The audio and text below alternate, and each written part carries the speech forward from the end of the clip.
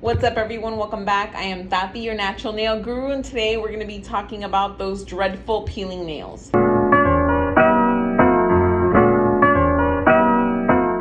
So, peeling or splitting nails. The proper term is Onychoschizia. It's when the layers of your nail start separating. Your nail is made up of a bunch of layers of keratin proteins, and when they start separating, it'll start lifting and peeling. There are many factors that can contribute to the condition. More commonly, trauma.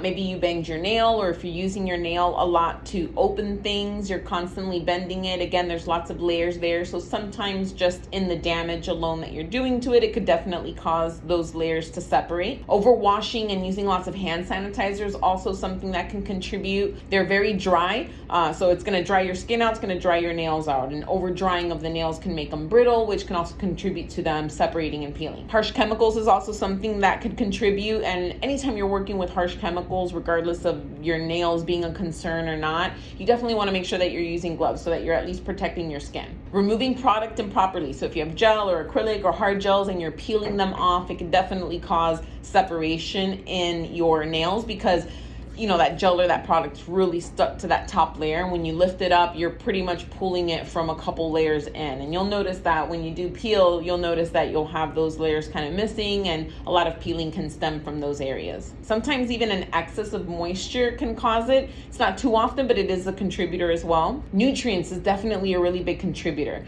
A lot of times it's just a deficiency in vitamins, most commonly to be iron. Other times it could also be an excess of vitamins. Maybe you're taking a lot of new vitamins, or you're pairing them up too much and it's just a little bit too much for you to take. Medications can also affect the nail plate in a way that can cause it to split and peel as well. And in more rare instances, peeling nails can be a sign of a more internal problem, which if you believe that's the case, then you always want to make sure that you seek professional medical advice. But we're talking about things that are most common and definitely nothing that would require medical attention. And in my experience with the clients that I've had, the more common issue is usually going to be somewhere around that vitamin area. So take a vitamin if you're not, and stop taking so many if you're taking a lot. Take what you need, bring it down, and if you need some advice on what you should take, then make sure you speak to your physician. Based on your physicals and everything like that, they can let you know whether or not there's anything that you don't really need to be taking. Medication's also something that I've seen be an issue.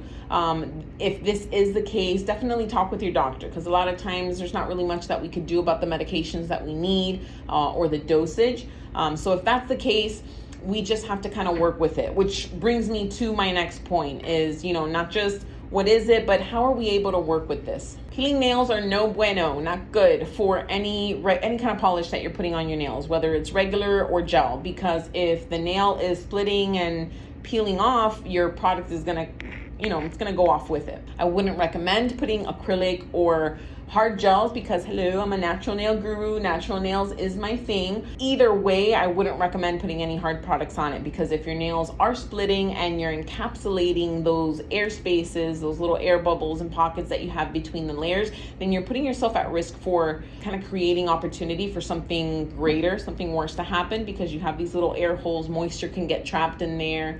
And if you have a hard product on there that's not really getting removed off the nail, and just kind of grows with the nail, then you're leaving more room for more issues. So I definitely wouldn't recommend putting any hard product on there. So if you do have peeling nails, there's two things that you need to do to help kind of manage and maintain it until you can figure out what the issue is, or until you're able to fix it so it stops. When the peeling is severe, my recommendation number one is keeping the nail short, because when your nails are peeling, those parts of the nail are going to be a lot thinner. And if it's excessive and a lot of thick layers that are coming off, your nail's going to be super thin. If you have a lot of length, and it's definitely something that you're going to be dealing with the breaking and the bending of the nails all the time. So I would recommend to just keep them short, at least until we're able to get them in healthier and start getting some length back on them. And regardless of how severe the peeling is, the most important thing also is buffing the nails, making sure that you're removing the pieces that are chipped up and peeled, and that you're gently buffing that area so it's nice and smooth. You don't want to use a file. You want to make sure that you're using a soft buffer block.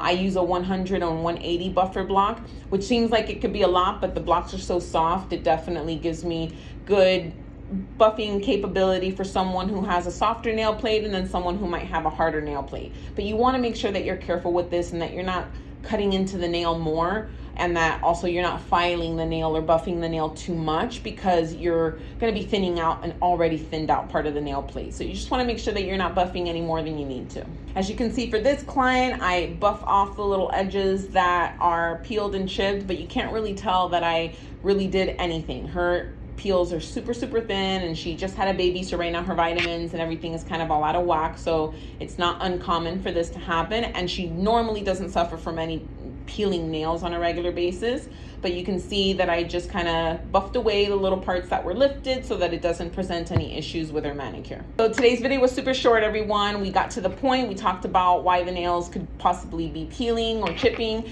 and how we can work with it. So at the end, it's not really affecting the longevity of our manicure. So if you like the content, make sure that you're hitting that like button down below. I got lots more to come. If you have any questions on any other nail conditions that I haven't talked about yet, then make sure you comment down below. If I don't already have it on cue to get it filmed and put up for you guys, and I'll make sure to do that for you.